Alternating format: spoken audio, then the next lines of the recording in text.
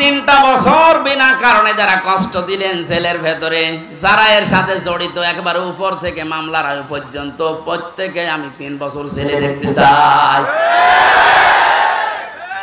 তাও জেল মানে জেলা শহরের জেল না, হাই সিকিউরিটি জেল, যেটা কাশিমপুর কারাগারে ফাঁসির কন্ডেম সেলের ভেতরে রেখে দেয়, আমি আপনাদের ওখানে রাখতে চাই 3 বছর। এতদিন পর্যন্ত যারা মিথ্যা মামলা দিয়েছেন, সামনেও যারা দেওয়ার মতো অনেকে চিন্তা ভাবনা করছেন, এদেশে কোনো মামলা দেওয়ার পরে যদি দেখা যায় যে 2 বছর 3 বছর 5 বছর 10 বছর পরে বেকসুর খালাস, তার মানে তার কোনো দোষ পায়নি আদালত। কথা বলেন কেন? এরকম যদি কেউ নিরপরাধ খালাস পেয়ে যায়, যারা মামলা দিয়েছে, যারা সাক্ষী দিয়েছে, যারা এর সাথে জড়িত, প্রত্যেককে জরিমানা করা লাগবে।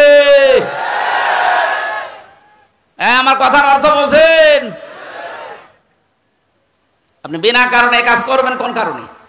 মামলার বাদী যেহেতু রাষ্ট্র ছিল, এজন্য কেউ পক্ষেও দাঁড়ায় না, রায় তো দূরের কথা। আল্লাহ নিজে মামলার বাদী, নিজে রায় দেবেন, নিজে বিচারপতি। বলেন এবার আপনার অবস্থা কি হবে? আর আমি জেনে শুনে আপনার মতো এত বড় জালেমের পক্ষে যাব? আমার বিবেকের উপর কি কুকুরে পোশাক করিস? আশা করছে আপনি ফিরে আসবেন, জীবনে যতদিন বেঁচে আছেন কোন জালেমের পক্ষে থাকবেন না। এটা মানবেন তো? দুনিয়ায় যারা অহংকার করে, ক্ষমতার অহংকার হোক, সম্পদের অহংকার হোক, যে কোনো জিনিসের, তাদের জন্য জান্নাতে আল্লাহ ঘর বানাবেন, আমাদের আখিরাতের ঘর শেষ।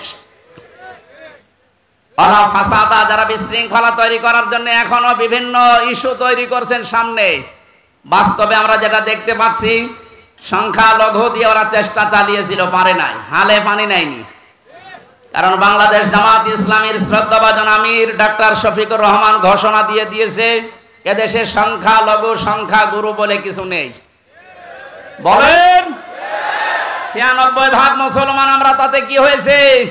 আমির হামজা আমার কাছে যেমন, ওই ননি গোপালও আমার কাছে ওই রকম, কোনো পার্থক্য নাই দুইজনের। সুতরাং এই কু তৈরি করে ওরা যখন পারে নাই, তখন চালিয়েছিল প্রধান বিচারপতিকে দিয়ে একটা তোড়জোড় তৈরি করে এ দেশকে অস্থিতিশীল করার জন্য, কিন্তু পারে নাই।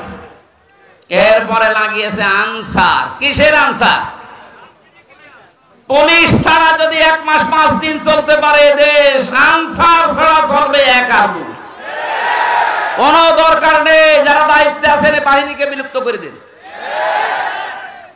42,000 লোক নিয়োগ হয়েছে এই বাহিনীতে কয় বছরে, তার 35,000 হচ্ছে গোপালগঞ্জের। আর 63 জেলার লোক। আমরা কি ঘাস কাটছি? প্রশাসনের ভাইরা মনে হয় আর বলা লাগছে না, কারণ না হলেও এখন আর সমস্যা হচ্ছে না। তারপরেও যখন এসেছে বলি নাকি এসেছে না, দেখলাম তো আমার পেছনে প্রশাসনের ভাইরা, এরা যে আর ঝামেলায় আছে এখন তো আমরা দেখতে পাচ্ছি। আমার বাড়ির নিচতলায় এক পুলিশ ভাড়া থাকে, 5 তারিখের পর যে কোথায় গেছে আল্লাহ জানে আর ও জানে। দল মত জাতি বর্ণ ধর্ম নির্বিশেষে কোরআন শুনতে যারা এসেছেন, এটা এখন ইবাদত চলছে। এটা কি বলেন তো? ইবাদতে তো একটু কথা বলা যায়।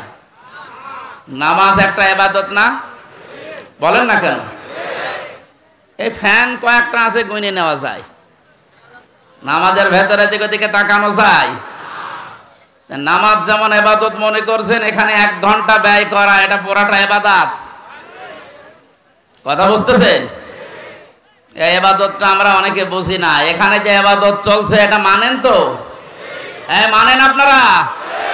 ইবাদত যেভাবে করা লাগে, কষ্ট হলেও ওইভাবে থাকবেন। দাঁড়িয়ে আছেন থাকেন, বসে আছেন ওখানে বসেন 1 ঘন্টা। আমরা কোরআনে কারিমের আপনি লিখে দিলেন তাফসিরুল কোরআন মাহফিল, তাফসির আকারে কথা বলার চেষ্টা চালাবো ইনশাআল্লাহ। যিনি আমাদেরকে এই দিনের বেলায় হাজারো কাজ ছিল সব বাদ দিয়ে কোরআনে কারিম বোঝার জন্য সময় বের করে দিলেন, আলহামদুলিল্লাহ। তিরমিজি শরীফের হাদিস, নবীজি বলেন, মসজিদে নববীতে প্রবেশ করে দেখি বামে কিছু মানুষ আল্লাহর জিকির করছে, ডান দিকে তাকালাম দেখলাম কিছু মানুষ আল্লাহর কোরআনে কারিম নিয়ে আলোচনা করছে। নবীজি বললেন 2টা দল ভালো কাজে আছে। তবে সবচাইতে উত্তম কাজে আছে আল্লাহর কাছে তারা যারা কোরআনে কারিম নিয়ে ব্যস্ত আছে। এ মুহূর্তে আমার মালিক আমাকে নির্দেশ দিয়েছেন আমি যেন কোরআনে কারিমের এই জায়গায় শ্রোতা হিসাবে বসে তাদের আলোচনায় লিপ্ত হই। কুষ্টিয়াবাসী, আপনি খেয়াল করলেন কি বললাম? মুহাম্মদুর রাসূলুল্লাহ সাল্লাল্লাহু আলাইহি ওয়াসাল্লাম উনি যদি এখন জীবিত থাকতেন আর এই কুষ্টিয়ার এই জেলার উপর দিয়ে হেঁটে যেতেন, এ বাঁশগ্রাম কলেজ ময়দানে কোরআনের আলোচনায় তিনিও শ্রোতা হয়ে আমাদের সাথে বসে পড়তেন। এটা হামজার কারণে, আবুল হাশেমের কারণে, কিসের কারণে বলেন তো? কোরআনের কারণে। যে জায়গায় নবী বসতেন ওই জায়গায় আমি আপনি এখন বসে আছি। কত দামি জায়গা এটা! আর একবার বলেন আলহামদুলিল্লাহ। আল্লাহ রাব্বুল আলামিন বলেন লাইন শাকারতুম লাযিদান্নাকুম ওয়া লাইন কাফারতুম ইন্না আযাবি লাশাদীদ। আমি গতানুগতিক কথা বলি কম, যেটা বলছি বাস্তবের সাথে মিলাবেন। সূরা ইব্রাহিমের 7 নম্বর আয়াতের শেষের দিকে আছে 13 নম্বর পড়ার 15 নম্বর পৃষ্ঠার 7-5 নম্বর লাইনে আছে। আল্লাহ পাক বলেন নবী শুকরিয়া যদি আদায় করেন আমি নিয়ামতকে জীবনে বাড়িয়ে দেব, শুধু বাড়িয়ে দেব। এতটুকু কথা আল্লাহ বলে শেষ করে দিতে পারতেন। লামে তাকিদ নুনে সাকিলা, সুপারলেটিভ ডিগ্রি দিয়েছেন আল্লাহ। আল্লাহ এত বড় গ্যারান্টি সূচক শব্দ দিলেন যে অবশ্যই আমি আল্লাহ বাড়িয়ে দেব যদি নিয়ামতের শুকরিয়া আদায় করো। জন্মের পর থেকে বাক্যটা আমরা শুনছি, আল্লাহর এই আয়াতটা, আমরা মনে করি নিয়ামতের শুকরিয়া মানে টোটি পর্যন্ত খেয়ে একেবারে ঢেকর তুলে বলবো আলহামদুলিল্লাহ, হয়ে গেল নাকি? এটা তো শুকরিয়া আদায়ের একটা বাক্য মাত্র। কোন মানুষ যদি শুকরিয়া আদায় করতে চায় নিয়ামতের, এই আয়াতের তাফসিরে মুফাসসির লিখেছেন 3টা শর্ত তাকে মানা লাগবে। 1 নম্বরে তার মুখে স্বীকার করা লাগবে যে হ্যাঁ এটা নিয়ামত। আগস্টের 5 তারিখের আগে আমরা যেখানে ছিলাম আর আজকে যেখানে আছি এটা পুরাটাই আলাদা। কথা বলে না কেন? এটা কত বড় নিয়ামত! কিছুদিন আগে বাংলাদেশ জামাতে ইসলামী কুষ্টিয়া জেলা শাখার উদ্যোগে 550 আলেমকে এক জায়গায় ডাক দিয়েছিল। সব ঘরানার আলেম সেখানে ছিল। 550 আলেম 3.5 ঘন্টা 4 ঘন্টা আমরা আলোচনা করেছি। কোনো বাধা নেই, কোনো চিন্তা নেই, মনের ভেতরে কোনো আতঙ্ক আমরা হইনি। অথচ আগস্টের 5 তারিখের আগে 550 না 5.5 জন এক জায়গায় হলে 10টা মামলা হয়ে যেত। বিশেষ করে আলেমরা। কথা বলে না কেন? কোন জায়গা থেকে আমরা কোন জায়গায় আসলাম টের পাচ্ছেন?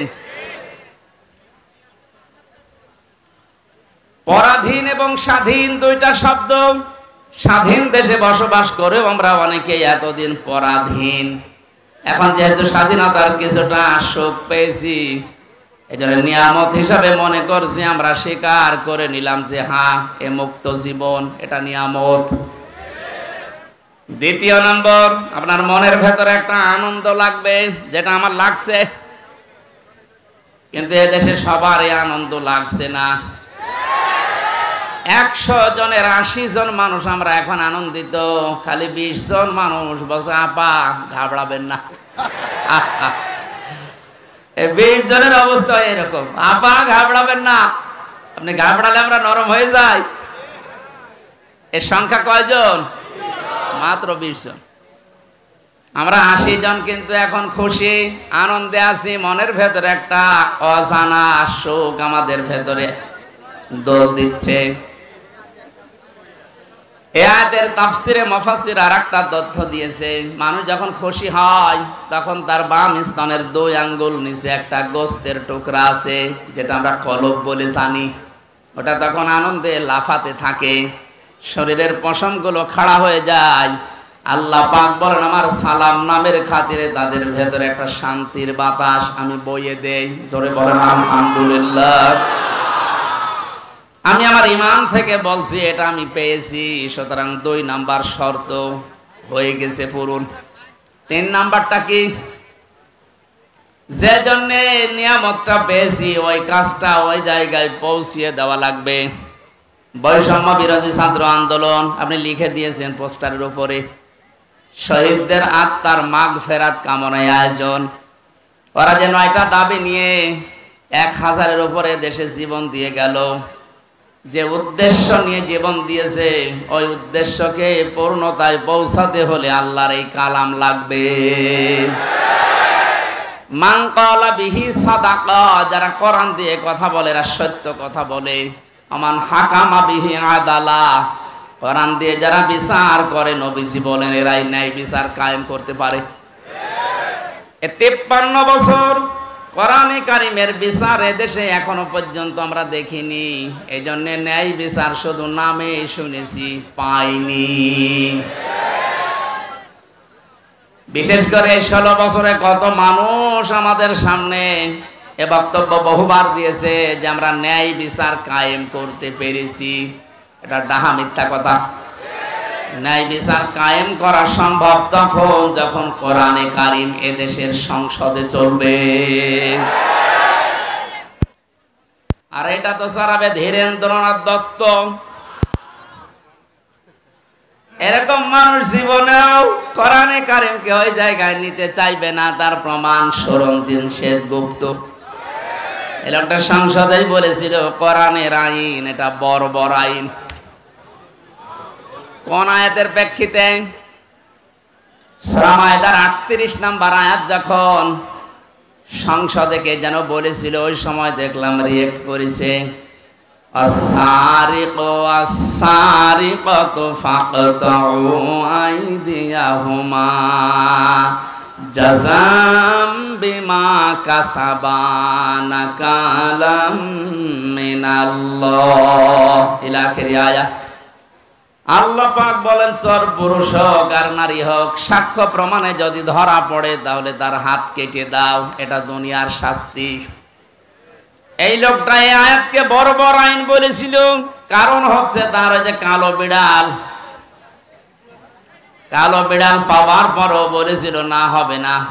প্রমাণ করার জন্যে তদন্ত কমিটি গঠন করেন। প্রমাণ হয়েছে, হাতে নাতে ধরা পড়ার পরও আবার কিসের দুর্নীতি দমন কমিশনের হাতে দেওয়া লাগবে, কিসের তদন্ত কমিটি গঠন করা লাগবে। ও জেনেছিল যে না, এ আইন যদি বাংলার সংসদে একবার কায়েম হয়ে যায় আমি গুপ্তর হাত থাকবে না। এজন্য গুপ্ত মার্কা যারা, তারা কোনোদিন চাইনি এদেশে কোরআনের এই আইনটা সংসদে যাক। এটাকে বর্বর আইন বলে তারা, যাদের হাত থাকার কথা না। কথা বলেন না কেন? এই জন্য যতদিন পর্যন্ত কোরআনে কারিমের এই নিয়ম নীতিগুলো সংসদে নিয়ে যেতে না পারবেন ততদিন শুধু ন্যায় বিচার মুখে শুনবেন, বাস্তবে পাবেন না। আমরা চাই কোরআনের আইনগুলো 56,000 বর্গ মাইলের দেশে 100 ভাগ চালু হোক। আর ন্যায় বিচার কারে বলে আল্লাহ যেটা গ্যারান্টি দিয়েছে ওটা যেন আমরা দেখতে পাই। কথা বলেন ঠিক কিনা?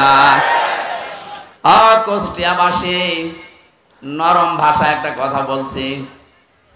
53 বছর তো আমরা অনেকে অনেক কিছু দেখলাম। রাজনীতি মনে না করে বাস্তবতার সাথে একটু মিলান তো। বাবা চালিয়েছিল দেশটা অনেক দিন, আমরা দেখেছি দুর্ভিক্ষ পর্যন্ত এসেছিল। আমি দেখি নাই, মুরব্বীরা দেখেছি। স্বামী চালিয়েছিল অনেকের, চালায়নি? এক কথা বলেন না কেন? চাচাও চালিয়েছে 9 বছর, যেভাবে হোক। ভাবি চালিয়েছিল, আরে 15 বছর তো বউ চালিয়েছে। সবারটাই দেখা শেষ। কাঙ্ক্ষিত মানের শান্তি কারে বলে? দেখা তো দূরের কথা, শুনতেও পেলাম না। এখন শুধু দেখতে বাকি আছে আল্লাহর এই কোরআন দিয়ে দেশ চললে কেমন দেখা যায়। শুধু ঠিক আর চিল্লানো না, এইটা দিয়ে বাংলাদেশ চলবে, এটা কারা চান দেখি?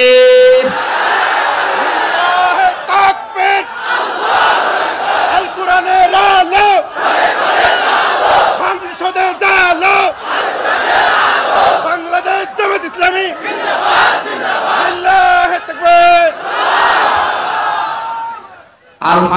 এই কথা যারা এই সামিয়ানার নিচে বললেন কথা ঠিক থাকবে তো, নাকি বিড়ি পেলে আবার উল্টিয়ে যাবেন? না। মানিত্তাবাল হুদা বিগাইরিল কোরআন আদাল্লাহুল্লাহ, তিরমিজি শরীফের হাদিস। নবীজি বলেছেন কোরআন যদি কাউকে পরিবর্তন করতে না পারে, আর কোরআন বাদ দিয়ে পৃথিবীর কোন জায়গায় যদি কেউ ভালো হওয়ার নিয়ত নিয়েও যায়, আল্লাহ নিজে তাকে দায়িত্ব নিয়ে গোমরা বানিয়ে দেয়। এই জেলাকে বহু ভালোবাসি, আমার মাতৃভূমি এই জেলা কুষ্টিয়া। খুব ভালো করে শোনেন কুষ্টিয়ার মানুষেরা, কোরআন যেখানে নেই ওখানে গেলে আপনাকে খারাপ বানাবে। হামজা বলেন আদাল্লাহুল্লাহ, আদাল্লাহ ইউদিল্লু বাবা ইফআল থেকে এসেছে। যদি নবী দল্লা ইউদিল্লু দিতেন তাহলে বাংলা অর্থ দাঁড়াতো যে আপনি নিজেই নিজেকে খারাপ বানিয়ে ফেলেছেন। বাবা ইফআল থেকে আসার কারণে শব্দের অর্থ দাঁড়িয়েছে আপনার হয়তো নিয়ত ভালো ছিল, কিন্তু এমন এমন জায়গায় গেছেন যেখানে কোরআন ছিল না। নিয়ত ভালো থাকার পরেও কোরআন না থাকার কারণে আল্লাহ নিজে দায়িত্ব নিয়ে আপনাকে আরো খারাপ বানিয়ে দেবে। এর বাস্তব প্রমাণ কুষ্টিয়ার লালনের বাজার। হাজারো মানুষ বিভিন্ন জেলা থেকে আসে, এই জেলা থেকেও যায়, কি খারাপ নিয়তে যায় না। আপনি করে গেলাম লালমনিরহাট, নীলফামারী যারা আছে, বউ ছেলে মেয়ে বেটার বউ সব নিয়ে, কারো নিয়ত খারাপ না। জায়গা পাচ্ছে না, গরিব মানুষ বাঁশের মাথায় উঠে আসতেছে, কেন? আল্লাহর ওলি এখানে শুয়ে আছে। অথচ বাস্তবতা কি? এখানে কোরআনের নিয়ম নীতি চলে, যত শিরিক সব চলছে। এমনকি আমার যতটুকু বাস্তব দেখা, সারা দেশে কুড়িয়ে আপনি সেই কয় মন গাঁজা না পাবেন, এ মাজারে তার থেকে বেশি গাঁজা পাওয়া যায়। পুলিশ পাহারা দিয়ে আরো গাঁজা খাওয়ায়, খান। এই হচ্ছে আল্লাহর ওলির অবস্থা। এখানে কোরআনের কোনো নিয়ম নীতি নেই। সুতরাং আমরা দেখতে পাচ্ছি কি, মানুষ ভালো হওয়ার নিয়তে আসার পরও আগে বিড়ি খাইতো না, এখন বিড়ি খায়। আগে গাঁজা খেত না, এখন গাঁজা খায়। ওকে ভালো হয়েছে না খারাপ হয়েছে? ওকে খারাপ বানিয়েছে হামজা কে? বলেন। এ কথাটাই হাদিসটা 100 ভাগ মানেন তো? হেদায়েত দেওয়ার একচ্ছত্র মালিকানা যেহেতু আল্লাহর, আর উনি জানিয়েছেন আদাল্লাহুল্লাহ, আমি নিজে তোকে খারাপ বানাবো। কুষ্টিয়াবাসী আমরা কোরআনের এই চোখ, হাদিসের চোখ লাগিয়ে দিয়ে যারা দেখতে পাচ্ছি, আজকে আপনাকে সতর্ক করার জন্য এসেছি। খুব ভালোভাবে খেয়াল করেন, কোরআন যেখানে নেই ওখানে গেলে আপনি নিজে খারাপ হবেন না, আপনাকে খারাপ বানানো হবে। আর এর কর্তা হবেন কে? বলেন। সুতরাং এটা বিশ্বাস যদি 100 ভাগ করে থাকেন, সিদ্ধান্ত নেওয়া যায় না যে কোরআন যেখানে নেই ওখানে আমি যাব না। বলেন। আরো নিচে নামবো? ঠিক আছে, নামলাম। তাহলে আজকে থেকে আর একটা সিদ্ধান্ত নিয়ে কোরআনের মাহফিল থেকে বিদায় নেওয়া লাগবে। এই বাংলাদেশে যত রাজনৈতিক দল আছে, যে দলে কোরআন নেই, কোরআনের কর্মসূচি নেই, ওই দলের প্রতিষ্ঠাতা আমার বাবা হলেও আমি ওখানে নেই। এটা ঠিক রাখবেন। কারা দেখি? লিল্লাহে তাকবীর। এই আন্দাজ হাত তুলবেন না, দেখেন তো হাত তোলেনি কে, দেখেন তো।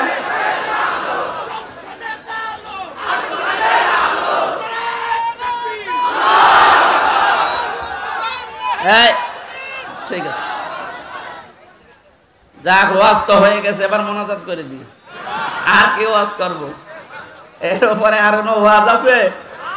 এইটা যদি আমার মনে হয়, কালকে আমি চুয়াডাঙ্গা ছিলাম শহরের পাশে, ওখানে মনে হয় এনএসআই রিপোর্ট দিয়েছে যে 5 লাখ মানুষ ছিল। এত মানুষ হয়েছে আমার জীবনে আমি অত মানুষ দেখি না এক জায়গায়। কালকে ওই জায়গায় যে হাত তুলেছে, আমার মনে হয় ওই মানুষগুলো যদি আগামী সময়ে এই কথাটা ঠিক রাখে যে যেখানে কোরআন নেই সেখানে আমি নেই, তাহলে এই দেশে আমার মনে হয় কয়েকটা দল বাদ দিয়ে বাকিগুলো সব আউট হয়ে যাওয়ার কথা। এই 5 লাখ মানুষ কালকে হাত তুলেছে, এর ভেতরে অন্তত যদি 1.5 লাখও ঠিক রাখে, তাও তো ওই আসনটা অন্তত কোরআনের হাতে চলে যায়। 1.5 লাখও ঠিক রাখবে না, দেখবেন বিড়ি আর বাকি জিনিস পেয়ে সব আল্লাহর রাস্তায় চলে গেছে। আমরা কুষ্টিয়ার মানুষ, আমরা চুয়াডাঙ্গা না, আমার চরিত্র অত ঝামেলা নেই। আমরা ইনশাআল্লাহ ঠিক রাখবো, বলেন। যত জেলায় গেছি হাদিসটার ব্যাখ্যা যত জায়গায় করেছি, আমার মনে হয় মানুষগুলো যদি যারা হাত তোলে শুধু এরাও যদি ঠিক রাখতো, তো বাংলাদেশে সেই 11 সালের পর থেকে যা শুরু হয়েছে আমার আলোচনা, ওই সময় দেশে ইসলাম কায়েম হয়ে যাওয়ার কথা। কোরআন নেই, আমি সেখানে নেই, তাহলে কোন দল টিকবে? আগে দেখবেন যে কোরআনের কর্মসূচি এই দলের ভেতরে আছে কিনা। অনেক দলের ভেতরে আমরা কোরআন দেখতে পাই, কিন্তু কোরআনের আয়াত পড়ে চলে যায় বাইপাস কাটিয়ে অন্যদিকে। বিভিন্ন দরবার কেন্দ্রিক যে আলোচনাগুলো আমরা দেখি, আয়াত পড়ে ঠিক, কানে হাত দিয়ে সুর করে তেলাওয়াত করছে কুল হুয়াল্লাহু আহাদ। তাফসীর মাহফিলে, ওয়াজ মাহফিলে ইসালে সাহাবে আয়াতটা পড়ে, কারণ জানে যে আয়াত পড়লে তিনবার পড়লে এই সূরাটা এক খতম কোরআন শরীফ পড়ার সওয়াব হয়, এই নিয়তেই পড়ে। পড়ার পরে বাস্তবতা দেখি, হে নবী আপনি বলেন আল্লাহ এক। এবার আস্তে করে কাটছাট করে চলে যাচ্ছে উনি কোষ্টিয়ার বাঁয় পাশ দিয়ে। এবার বলে নবী কোন নবী? নিজেই বলে নবী ফাতেমার বাবা। এ ফাতেমাকে হোসাইনের মা। হোসাইন মানে আমার সাথে যে হুজুরটা থাকে ওইটা, হযরত হাসান হোসাইনের মা। এ হোসাইনের মা উনি কি করেছিলেন? হোসাইন শাহাদত বরণ করেছিলেন কারবালায়। এবার আপনাদেরকে আমি কারবালার ঘটনা শোনাবো, মাত্র 2 ঘন্টা। আয়াত পড়েছিল কি? কুল হুয়াল্লাহু আহাদ, আর তাফসীর হচ্ছে কারবালার। তাও তো কারবালার যে 27টা শিক্ষা আছে ওইগুলো যদি সামনে নিয়ে আসে তাও তো মানায়। এমন এমন কথা হোসাইনের নামে চালিয়ে দেয়, হাসানের নামে, যেগুলো কোরআন হাদিসের বাস্তবতা ইতিহাসে কিচ্ছু নেই, ও ভণ্ডরা সব বানায়। আর আমরা গ্রাম্য মানুষ বিভিন্ন জায়গায় বসে বসে শুনি আর বলি যে হ্যাঁ ওয়াজ হচ্ছে, এই তো ওয়াজ হচ্ছে। এখানে কোরআনে কারীম কথা বলে ঠিক, কিন্তু কোরআন থেকে যে কথা আল্লাহ জানাতে চেয়েছেন কুল হুয়াল্লাহু আহাদ দিয়ে তার ওয়াহাদানিয়তের কথা, তার একাত্মবাদের কথা, এই কথাগুলোর যদি আহাদুন শব্দের, ইলাহুন শব্দের ব্যাখ্যা আমরা জনগণকে সঠিকভাবে শোনাতে পারতাম, এদেশের মানুষ আমার মনে হয় অনেকে পরিবর্তনের চেষ্টা করত। কালকে 2 জন যারা মুসলমান হয়েছে চুয়াডাঙ্গায়, অশিক্ষিত মানুষ না, 2 জনে শিক্ষিত। ওখানে আমার শব্দের ব্যাখ্যা ছিল ইলাহ শব্দের সাইয়্যিদ আবুল আলা মওদুদি রহমতুল্লাহ আলাইহির, ওনার একটা লিখিত বইয়ের উপরে কালকে আলোচনা ছিল আমার। উনি ইলাহ শব্দের ব্যাখ্যা যেভাবে করেছিলেন, ওই শব্দের অর্থগুলো বাস্তবের সাথে যখন মিলিয়েছি, বলে একটা হিন্দু, তার কট্টর হিন্দু, খুব যত্ন সহকারে পূজা করে। আমাদের মুসলিমদের ভেতরে প্র্যাকটিসিং মুসলিম যেমন খুব বেশি অ্যাক্টিভ ভাবে যারা ইসলাম মানে, এই রকম লোক একটা। কথা শেষ করার পরে আমি জিজ্ঞাসাও করেছিলাম যে কি আপনি মুসলমান হয়ে গেলেন কেন? আপনি যেভাবে বুঝিয়েছেন আমি এতদিন পর্যন্ত ভাবি নাই, কারণ আমরা এইভাবে পড়াশোনা করার সুযোগ পাই নাই। আমাদের যে ধর্ম, ওই ধর্মে আমাদের কিতাবগুলো আমাদের পণ্ডিতরা ছাড়া, ধর্মের গুরু ছাড়া আমাদের পড়তে দেয় না। ইলা শব্দের যে অসারতার ব্যাখ্যা দিয়েছিলেন যে পৃথিবীর বহু ইলা আছে, আন্দাজে ইলা দাবি করে থাকে, ওদের কোনো কর্মক্ষমতা বাস্তবতা কিচ্ছু নেই।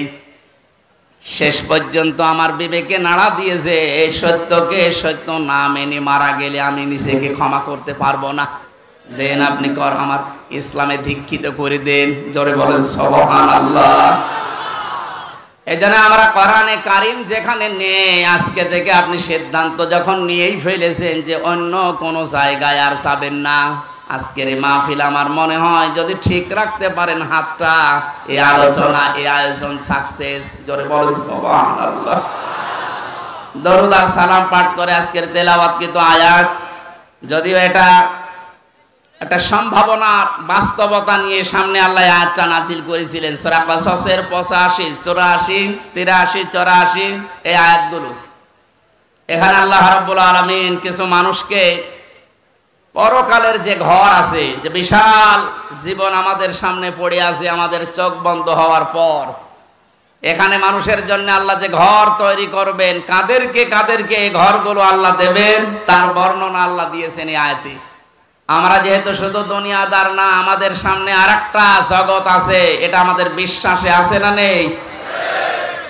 কুল্লু নাফসিন যায়িকাতুল মাউত ওয়া ইন্নামা তুওয়াফাউনা উজুরাকুম ইয়াওমাল কিয়ামাহ ফামান যুহজিহা আনিন নার ওয়া উদখিলাল জান্নাতা ফাকাদ ফাজ ওয়া মাল হায়াতুদ দুনিয়া ইল্লা মাতাউল গুরুর। ও কুষ্টিয়াবাসী, সূরা আলে ইমরানের 85 নাম্বার 185 নাম্বার আয়াতটার দিকে তাকান। আল্লাহ পাক বলেন, পৃথিবীর যা সৃষ্টি করেছি, জীবন যারে দিয়েছি তারে মরণ দেবই, সবাইকে একদিন মারা লাগবে। মারা যাওয়ার পরে দুনিয়ার জীবন উজরত পুরস্কার আমি পরিপূর্ণ করে দেব। আমার তো মনে হয় একজন মানুষ যারা আল্লাহর প্রতি পরকালের প্রতি বিশ্বাস হালকা পাতলা আছে, এই মানুষের জীবনে আয়াতের দ্বারাই পরিবর্তন হয়ে যাওয়া সম্ভব। যে আমি যত কিছুই করি, টাল বাহানা যাই করি, আমার কিন্তু মরা লাগবে, এ বিশ্বাস মানুষের ভেতরে 100% তৈরি হলে ওর জীবন পরিচ্ছন্ন হতে আস্তে আস্তে সম্ভব। কারণ যে যা করছে এটা কিন্তু বাদ যাবে না। ফামাই ইয়ামাল মিসকালা যাররাতিন খায়রান ইয়ারা ওয়া মাই ইয়ামাল মিসকালা যাররাতিন শাররান ইয়ারা। কোন মানুষ যদি যাররা পরিমাণও ভালো মন্দ কাজ করে দুনিয়ায়, কিয়ামতের দিন সে পাবে কি পাবে? এর আগে যত তাফসীর আমি দেখেছি, পুরাতন ওল্ড তাফসীর, মুফাসসিরিন গ্রামে ইয়ারা শব্দের ব্যাখ্যায় দিয়েছেন যে কিয়ামতের দিন আপনাকে দেওয়া হবে, এতটুকুই শেষ। আধুনিক তাফসীর যারা বের করছেন, দেওয়া হবে এখানে লেখা নেই, ইয়ারা মানে চোখ দিয়ে দেখা। দুনিয়াতে আপনি ভালো মন্দ যাই করেন না কেন, যতটুকু করেন, কিয়ামতের ময়দানে ওইটা আপনাকে ভিডিও ক্লিপ আকারে আল্লাহ দেখাবে। জোরে বলেন আল্লাহু আকবার। এটা যদি 100% কেউ বিশ্বাস করে, সে নিজের স্ত্রী বাদ দিয়ে কোনোদিন হোটেলে রাত কাটাবে? এদেশে কাটাচ্ছে না? কথা বলেন না কেন? 5 তারিখের পর থেকে আজকে এই 9 তারিখ, এই কয়েকদিনের ভেতরে আপনি দেখেছেন কি অবস্থা। যত বড় বড় মহারথী দেখতাম, ওদের চরিত্রতে এত নিচে নামতে পারে আমার বিশ্বাস ছিল না। বিশেষ করে দরবেশ তাহলে এত নিচে নামবে, অন্যের বউ ভাগিয়ে উল্টাপাল্টা কাজ চালিয়ে যাচ্ছে। দাড়ি কেটে নম হয়ে গেছে, তাহলে বোঝা যাচ্ছে ওরা দাড়ি, এটা আসল দাড়ি না, জনগণকে ধোঁকা দিয়ে বোকা বানিয়ে টাকা পয়সা আত্মসাৎ করার দাড়ি এটা। অনেকে বিভিন্ন এরকম মেকি কাজ করে আমি দেখেছি। কুষ্টিয়ানা হালসায় যেন ওই যে 12 সাল 11 সালের দিকে এক দোকানে তেল নিচ্ছে এক লোক, দেখলাম বারবার তেলে মাপে কম দেয়। ঘুরে এসে ওরে বললাম, চাচা আপনি একটা কাজ করলেন কেন? আপনি যে বারবার তেল মেপে দেন, ওই লোকটা তো বসে নাই, একটু আলাপ হলা, তা আপনি এসে তো টের পান যে কি করলেন। কিছুক্ষণ আগে নামাজ পড়ে আসলেন, টুপি এখন আপনার মাথায় আছে, আর আপনি বারবার ওজনে কম দিচ্ছেন। নামাজ পড়ার এই হাল। পকেট থেকে একটা সাদা টুপি বের করে বলছে, বেশি বসো, এটা আমার তেল বেচা টুপি আর এটা নামাজ পড়া টুপি। আমার মনে হয় দোকানদার যা করেছিল, এই 15 বছর পরে দরবেশ ঠিক এইটাই করেছে। বৃষ্টি হচ্ছে নাকি?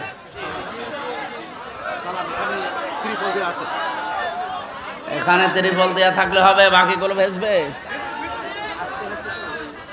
সুবহানাল্লাহ আলহামদুলিল্লাহ লা ইলাহা ইল্লাল্লাহ। এই কিছু মানুষ বাড়ি চলে যান, যারা ভেজে যাচ্ছেন বাড়ি চলে যান।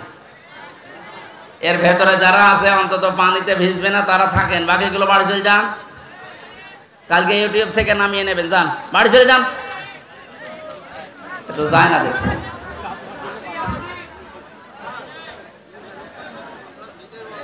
এজন্য এই আয়াতটা আমাদের প্র্যাকটিক্যাল লাইফে সেট করা দরকার এখন থেকেই। এমন এমন কাজে আঞ্জাম দেওয়া দরকার, চোখ বন্ধ হওয়ার পরে যেন ওটা দেখে আমার জীবনে আনন্দ লাগে। কথা বলেন ঠিক কিনা? ফামান যুহজিহা আনিন নার ওয়া উদখিলাল জান্নাতা ফাকাদ ফাজ। আল্লাহ তাআলা বলেন ওই মানুষটার জীবন তো সফল যাকে আল্লাহ জাহান্নামের কাজগুলো থেকে আস্তে আস্তে মাইনাস করে জান্নাতের কাজের দিকে এগিয়ে দেয়। তাহলে আসল সফলতা এই আয়াত যেটা বলছে, আপনি যখন জাহান্নামের কাজগুলো, অন্যায় কাজগুলো আস্তে আস্তে ছেড়ে দিতে পারবেন, জান্নাতে যাওয়ার জন্য যে কাজগুলো দরকার ওই কাজের দিকে আস্তে আস্তে এগিয়ে যেতে পারবেন, আপনি বিশ্বাস করতে পারেন ওই সময় যে আল্লাহ আপনার জীবন সফল করার জন্য নিয়ে যাচ্ছে। আমার হায়াতুদ দুনিয়া ইল্লা মাতাউল গুরুর। পৃথিবীর জমিনটাকে আল্লাহ ধোঁকার সাথে তুলনা দিয়েছেন। এ পৃথিবীর যত মহামহব্বত, যত ভালোবাসা, আদরের জিনিস হোক, আল্লাহর ভাষায় সবগুলো ধোঁকা। এজন্য যারা ধোঁকা দিতে পারে বা দিচ্ছে, এদের থেকে আমাদেরকে সতর্ক থাকা লাগবে। আল্লাহ আমাকে সহ প্রত্যেককে আজটাকে বাস্তবে সেট করার তৌফিক দিন, বলেন আমিন। কিন্তু বিশাল জগৎ একটা সামনে, ওই জগৎ সম্পর্কে আল্লাহ একটু তুলনা দিয়েছেন।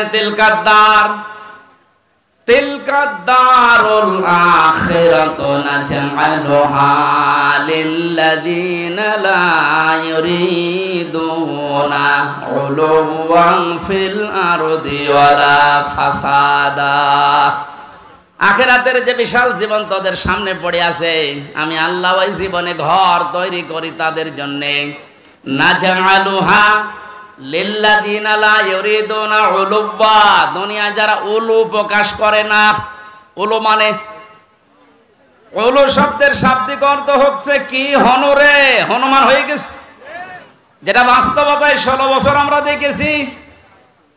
অনেকের পা মাটিতে পড়তো না, কি হনুরে, এই কথা বলে না কেন? সুতরাং উলু যারা প্রকাশ করেছিলেন এতদিন, তাদের জীবন শেষ, তার দুনিয়াও শেষ, আখিরাতও শেষ। দুনিয়া শেষ হয়ে যায়, তার বাস্তব প্রমাণ এই কয়েকদিনে দেখতে পাচ্ছেন না? কত নিচে নামালে আল্লাহ এত অপমান করে মানুষকে। সুতরাং আমরা যারা এখন আছি আয়াত থেকে শিক্ষা নেব, দুনিয়ার কোন জায়গায় যেন আমরা অহংকার প্রকাশ না করি, সে যে বিষয় হোক। সে বংশের অহংকার, পোশাকের অহংকার, এলেমের অহংকার, রাজনীতির অহংকার, পৃথিবীর জীবনে যত দিক আর বিভাগ আছে, কোন জায়গায় যেন আমি অহংকার প্রকাশ না করি। এটা মানা যাবে তো ইনশাআল্লাহ? যারা করেছিল তাদের সব আল্লাহ শেষ করে দিয়েছে, আখিরাতের ঘর তাদের জন্য নেই। সামনে যদি এরকম কেউ আসে, তারা যেন এটা থেকে শিক্ষা নেয়।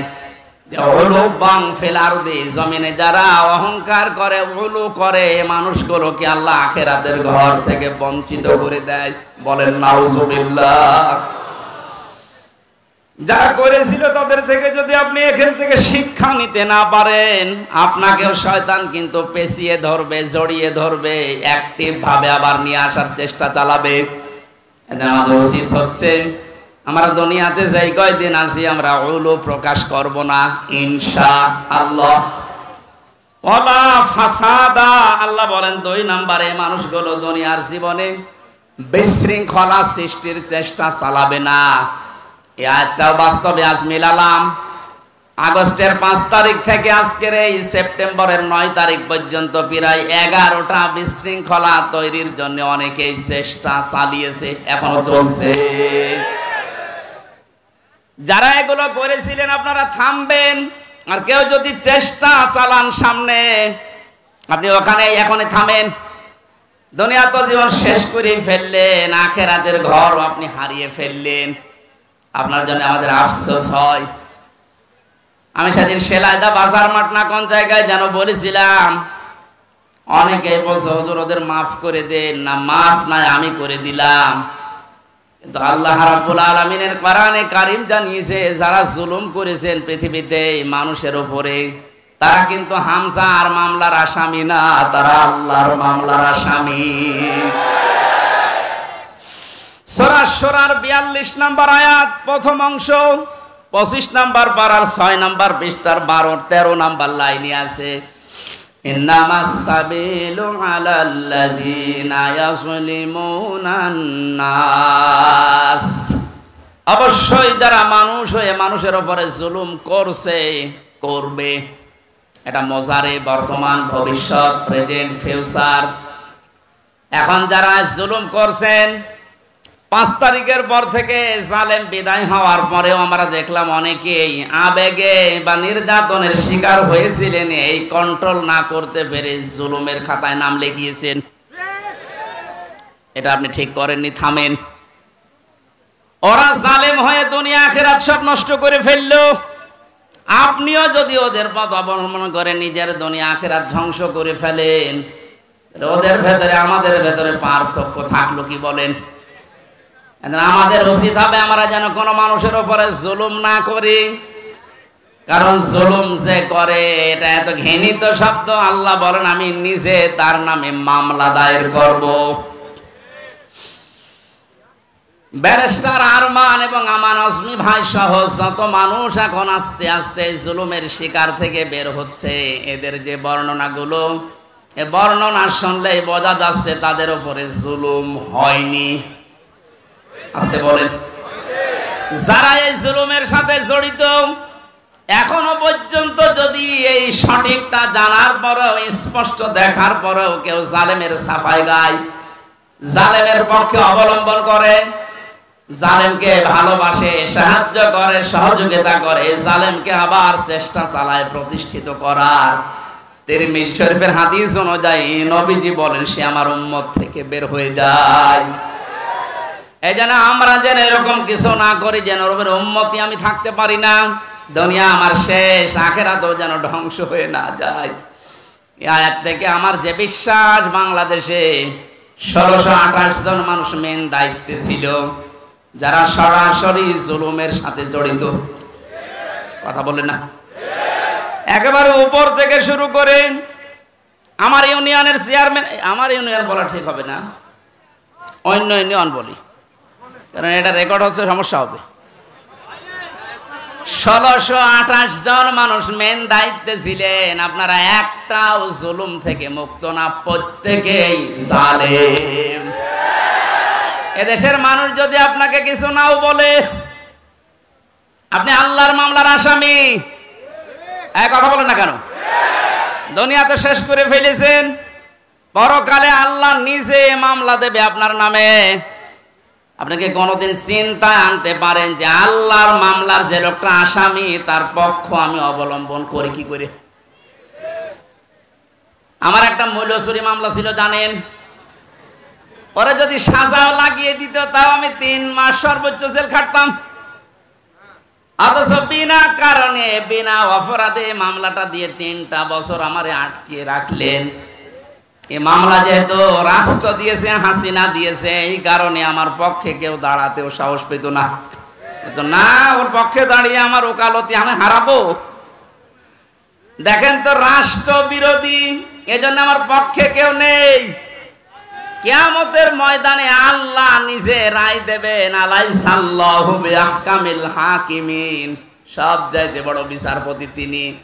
তিনি নিজে মামলার বাদী, নিজে রায় দেবেন। আপনি তো বিচার সঠিক যদি আল্লাহ তো 100 ভাগ করবে, আপনার কি বিশ্বাস হয় যে আপনি বাঁচতে পারবেন? আসতে বলেন।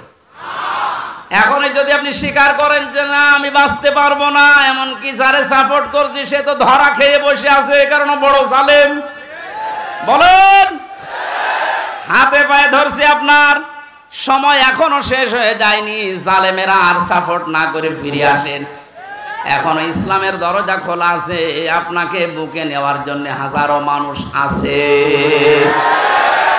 গতকালকের রিপোর্ট 2200 মানুষ এক জায়গায় দেখেছে, জালেমের সাপোর্ট বাদ দিয়ে ওরা ইসলাম অলরেডি কবুল করেছে। তাহলে ওরা এতদিন জানতো যে আমরা নামে মুসলমান, কামে মুসলমান ছিলাম না। আর ওই হাদিসের ব্যাখ্যা যেহেতু জেনেছে জালেমের সাপোর্ট করলে সে নবীর উম্মত থাকে না, এই হিসাবে মনে করেছে আমি তো নবীর উম্মত ছিলাম না, এখন নতুন করে উম্মত হব। আপনাদেরকে এটা মিডিয়ার আকারে যাচ্ছে, সারা দেশে কালকে ছড়াবে। জালেমদের দোসরা ততদিন যারা ছিলেন, জুলুম অত্যাচারের সঙ্গে ছিলেন বিভিন্ন কায়দায়, আমার মামলার যে আয়ু থেকে শুরু করে একেবারে হাসিনা পর্যন্ত প্রত্যেকে জড়িত। কারণ বহু জায়গায় যাওয়ার পরে বলে না হাত বাঁধা। কয়েকদিন আগে আমার মামলা ঢিসমিস করে দিয়েছে আদালত। আমার মামলাটা দেখার পরে বলছে কি দেখে মামলা করব, কোনো মাল নেই। আমি আদালতে দাঁড়িয়েছিলাম, বলতে গেলাম যে মাননীয় আদালতে 3টা বছর আপনার কাছে তো মামলা ছিল, এতদিন তো আপনি বলেননি যে এর ভেতরে কোনো মাল ম্যাটারেস নেই, কি দেখে মামলা আজকে বলছেন? মানে আমার মনে হয় বলতো এই কথা যে কি করবো হুজুর, হাত বাঁধা ছিল। এক কথা বলছে না কেন? আজ হাত খোলা পেয়েছি, এখন আর কোনো ভয় নেই, কোনো টান নেই, কোনো চিন্তাও নেই, জান খালাস। এখান থেকে আমি 2টা বিষয় বের করেছি। আমাকে খালাস দিল মানে আমি নির্দোষ। একবার বলো না কেন? আমার মোবাইলটা ফেরত দিয়েছে 3 বছর পর। এটা তন্ন তন্ন করে খুঁজেছে, যে মামলা দিয়েছিল তার সাথে কিছু পাওয়া যায় কিনা দেখি। দ্বিতীয় নম্বরে আমার বাড়ি, গ্রামের বাড়ি হালসা পর্যন্ত সব খোঁজ খবর নিয়েছে। খোঁজ খবর নিয়ে ভালোই হয়েছে, দেখছে 14 বংশ আওয়ামী লীগ করে, ওইটাই কিছু পাইনি। এখন যেহেতু হাত খোলা, আপনি এখন রায় দিয়ে জানিয়ে দিলেন দুনিয়ার মানুষকে যে হামজার কোনো দোষ নেই, বিনা কারণে 3 বছর জেলে ছিল। তাহলে এখন আমার বিচারটা নেন। আমাকে 3টা বছর বিনা কারণে যারা কষ্ট দিলেন জেলের ভেতরে, যারা এর সাথে জড়িত একবার উপর থেকে মামলার আয়ু পর্যন্ত, প্রত্যেকে আমি 3 বছর জেলে দেখতে চাই। তাও জেল মানে জেলা শহরের জেল না, হাই সিকিউরিটি জেল, যেটা কাশিমপুর কারাগারে ফাঁসির কন্ডেম সেলের ভেতরে রেখে দেয়। আমি আপনাদের ওখানে রাখতে চাই 3 বছর। আমি বেশি দিন চাচ্ছি না, 3 বছর থেকে দেখেন। দ্বিতীয় নম্বরে আর একটা শিক্ষা বলি দেশের জন্য, এতদিন পর্যন্ত যারা মিথ্যা মামলা দিয়েছেন, সামনেও যারা দেওয়ার মতো অনেকে চিন্তা ভাবনা করছেন, এদেশে কোনো মামলা দেওয়ার পরে যদি দেখা যায় যে 2 বছর, 3 বছর, 5 বছর, 10 বছর পরে বেকসুর খালাস, তার মানে তার কোনো দোষ পায়নি আদালত। কথা বলে কেন? এরকম যদি কেউ নিরপরাধ খালাস পেয়ে যায়, যারা মামলা দিয়েছে, যারা সাক্ষী দিয়েছে, যারা এর সাথে জড়িত, প্রত্যেককে জরিমানা করা লাগবে। আমার কথার অর্থ বোঝেন? আপনি বিনা কারণে কাজ করবেন কোন কারণে? মামলার বাদী যেহেতু রাষ্ট্র ছিল, এজন্য কেউ আমার পক্ষেও দাঁড়ায় না, রায় তো দূরের কথা। আল্লাহ নিজে মামলার বাদী, নিজে রায় দেবেন, নিজে বিচারপতি। বলেন এবার আপনার অবস্থা কি হবে? আর আমি জেনে শুনে আপনার মতো এত বড় জালেমের পক্ষে যাব? আমার বিবেকের উপর কি কুকুরে পোশাক করিস? আশা করছে আপনি ফিরে আসবেন, জীবনে যতদিন বেঁচে আছেন কোন জালেমের পক্ষে থাকবেন না। এটা মানবেন তো?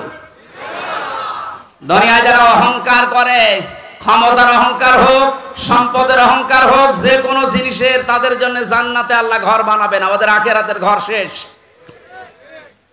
ওরা ফাসাদা, যারা বিশৃঙ্খলা তৈরি করার জন্য এখনো বিভিন্ন ইস্যু তৈরি করছেন সামনে। বাস্তবে আমরা যেটা দেখতে পাচ্ছি, সংখ্যালঘু দিয়ে ওরা চেষ্টা চালিয়েছিল, পারে নাই, হালে পানি নেয়নি। কারণ বাংলাদেশ জামাত ইসলামীর শ্রদ্ধাভাজন আমির ডাক্তার শফিকুর রহমান ঘোষণা দিয়ে দিয়েছে, এদেশে সংখ্যালঘু সংখ্যাগুরু বলে কিছু নেই। বলেন 96% মুসলমান আমরা, তাতে কি হয়েছে? আমির হামজা আমার কাছে যেমন, ওই ননি গোপালও আমার কাছে ওই রকম, কোনো পার্থক্য নেই দুইজনের। সুতরাং এই কু তৈরি করে ওরা যখন পারে নাই, তখন চালিয়েছিল প্রধান বিচারপতিকে দিয়ে একটা তোড়জোড় তৈরি করে এ দেশকে অস্থিতিশীল করার জন্য, কিন্তু পারে নাই। এরপরে লাগিয়েছে আনসার। কিসের আনসার? পুলিশ ছাড়া যদি 1 মাস 5 দিন চলতে পারে দেশ, আনসার ছাড়া চলবে 1 আগুন। কোন দরকার নেই, যারা দায়িত্বে আছেন বাহিনীকে বিলুপ্ত করে দিন। 42,000 লোক নিয়োগ হয়েছে এই বাহিনীতে কয় বছরে, তার 35,000 হচ্ছে গোপালগঞ্জের। আর 63 জেলার লোক। আমরা কি ঘাস কাটছি? কত বড় বৈষম্য চিন্তা করেন তো। যদি ভাগ ভাগ করে নেওয়া হয় তাও তো এই জেলা থেকে 1000 পড়বে, 800-900 পড়বে, তাও পড়ে না। একজন এই জেলা থেকে হবে না, সব গোপালগঞ্জে। মনে হচ্ছে যত আল্লাহ বলি সব ওই জায়গায় জন্মিয়েছে। এদেরকে যখন পারে নাই তখন ডাক্তারদেরকে লাগিয়েছে। ডাক্তাররাও বলছে না আমাদের দরকার নেই, আমাদের যা আছে ভালো আছে। এরপরে লাগিয়েছে, এখন সামনে শুনছি এই গার্মেন্টস কর্মীদের লাগাবে। আমার মনে হয় ওদের যা চরিত্র এই 16 বছরে আমি দেখেছি, ওরা কিছুদিন পর গলন্ত ঘাটের এই মহিলাদের লাগাবে। সতর্ক আমরা আছি, ঘুমিয়ে নেই। আমিরা জামাত সেদিন কুষ্টিয়ায় এসে বলে না যে আমরা কিন্তু সতর্ক আছি, ঘুমিয়ে পড়ি নাই। সুতরাং যত বিশৃঙ্খলা, যত অরাজকতা তৈরি করবেন এদেশের জনগণ সব রুখে দেওয়ার জন্য প্রস্তুত আছে ইনশাআল্লাহ। যেন ষড়যন্ত্র থামান। দুনিয়া তো ধ্বংস করে ফেলেছেনি, তিলকা দারুল আখিরাত, আখিরাতের ঘরটা নষ্ট করেন না। ওয়ালা ফাসাদা, দুনিয়া যারা বিশৃঙ্খলা তৈরি করার চেষ্টা করে, দেশটা তো ঠিক আস্তে আস্তে দাঁড়িয়ে যাচ্ছে, সময় দেন না কেন? আপনি নিজেকেও ধ্বংস করছেন, দেশটাও ধ্বংসের ভেতরে ফেলার জন্য আপনি বিশৃঙ্খলা তৈরি করার চেষ্টা চালাচ্ছেন। আল্লাহ আপনাকে যেন বাঁচান। হেদায়েত দেওয়ার মালিক আল্লাহ। আমরা দোয়া করতে পারি, দোয়া করছি, চেষ্টা চালাচ্ছি, আপনি যেন ফিরে আসেন। কারণ বহু জালেম অলরেডি ফিরে এসেছে, জালেমের দোসররা এখনো আস্তে আস্তে ফিরে আসার চিন্তা দেখছি নিচ্ছে। অরাইতান নাসা ইয়াদখুলুনা ফি দীনিল্লাহি আফওয়াজা। আল্লাহর সাহায্য যখন আসবে, বিজয় তখন আসবে। আমরা বিজয়ের প্রথম ধাপ দেখতে পাচ্ছি, দলে দলে পালে পালে মানুষ আজ ইসলামে আসতেছে। জোরে বলেন আল্লাহু আকবার।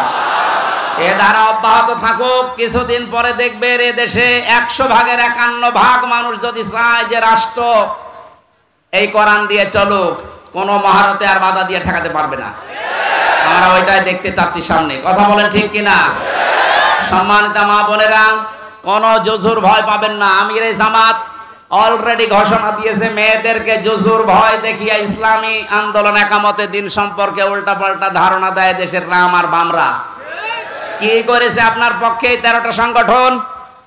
নারী পক্ষ, নারী স্বাধীনতা আন্দোলন, নারী বিপ্লব পরিষদ, নারী মুক্তি পরিষদ, কত নাম দেখেন তো। কোন নারীর গ্যারান্টি আছে দেশে? ইসলামের হাতে দিয়ে দেখেন, আপনি গ্যারান্টি পাবেন ইনশাআল্লাহ। বলেন ইনশাআল্লাহ। আল-আকিবাতুল লিল মুত্তাকিন, যারা তাকওয়া অবলম্বন করে চলবে, যেখানে যেই জিনিস বসানো দরকার ওই জিনিস ওখানে বসাবে, এই মানুষগুলোর পরিণাম শুভ। আল্লাহ নিজে বলছেন আল-আকিবাতুল লিল মুত্তাকিন। এটা যেন আমরা চর্মচোখে এই শুভ পরিণাম দেখে মরতে পারি। আমিন। মাগরিবের পরে আলোচনা আছে যে ভেড়া মারা, এই জন্য শেষ করে দিচ্ছি। আল্লাহুম্মা আমিন। লা ইলাহা ইল্লা আনতা সুবহানাকা ইন্নী কুনতু মিনাজ জালিমিন।